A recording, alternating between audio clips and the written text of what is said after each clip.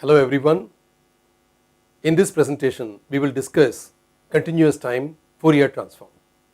Fourier series are not defined for aperiodic signals. We will convert them into periodic signals and arrive at continuous time Fourier transform. So let u of t be not periodic. We do not always work with periodic signals. We do work with aperiodic signals. That is the reason to derive Fourier transform. So let us start with u of t, which is not periodic. We will assume, however, that it becomes 0 outside some interval minus Tp by 2 to Tp by 2. With this we will construct a periodic signal up of t with period Tp, and it lies, the signal ut vanishes outside that interval Tp. Here I have written it as minus Tp by 2 to plus Tp by 2. Here is the original signal u of t. I have constructed a periodic signal with period Tp as here by replicating this on either side all the way from minus infinity to plus infinity. And we can see that if this Tp goes to infinity, the gap becomes larger and larger, and eventually we get only this central one, because the distance between the central one and the next one on either side is infinity. So these two become identical for all practical purposes. So we write limit Tp going to infinity of up of t equals u of t. So let us start with this. Here is a periodic signal. So it has a Fourier series, and here is the expression we arrived at Fourier series. We have this Ck, and we have an expression for the Ck which is obtained here, and recall that we integrate over one period. Here the period is Tp, so minus Tp by 2 to plus Tp by 2, and notice that we have to put a minus sign here. Here it is exponential plus j into 2 pi kf naught t, here it is the minus of that. So let us start with this in the next slide.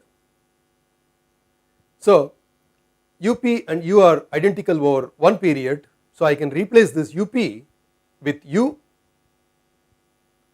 and I take this Tp, go to infinity, so it goes from minus infinity to plus infinity. In the place of up I put u, and by letting this u go to infinity I get this minus infinity to plus infinity. As a matter of fact, only when Tp goes to infinity you get up of t equals u of t.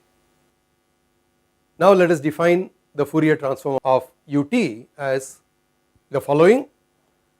You can see that it comes more or less from this Ck. You have this 1 over Tp here which is not present, and in the place of k times f naught I put capital F here. So uf is a function of the continuous variable capital F. Ck are samples of uf. So we can view Ck as a sample of uf. So it is easy to see that you can get Ck from u by replacing f by kf naught, by replacing f by kf naught, and putting 1 over Tp in front. And this is nothing but f naught, because f naught is a frequency which is the reciprocal of the period, and the remaining is the same, u of kf naught.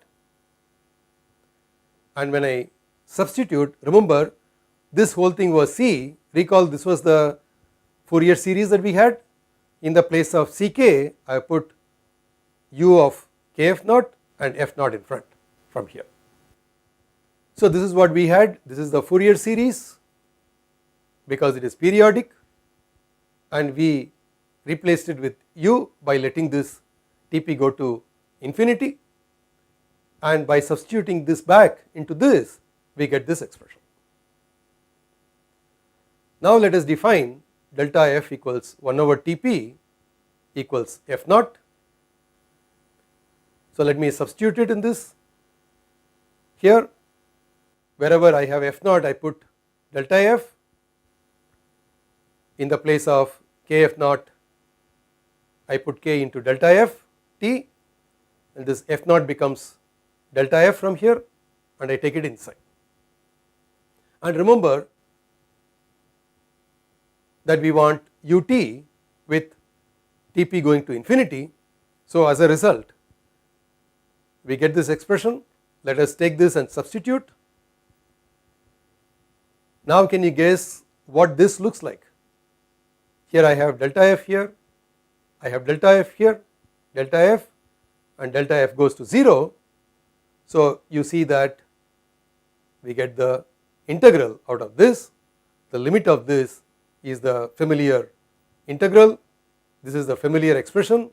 In fact, this is how we derived the concept of integral. So we have arrived at the following expression. U of t was given as this. Let us recall, u of t is uf into exponential j into 2 pi ft df. This is what we write down in the as a first expression, and this is the expression we had for u capital F. We have to make the same substitution. K times delta f naught should become f, and so on. Now if we let the radian frequency capital omega equals 2 pi capital F, we get this expression. The equations for ut and capital U of omega make a Fourier transform pair. We call this the continuous time Fourier transform because we are going to discuss discrete time Fourier transform soon. With this we have come to the end of this presentation. Thanks for joining. Goodbye.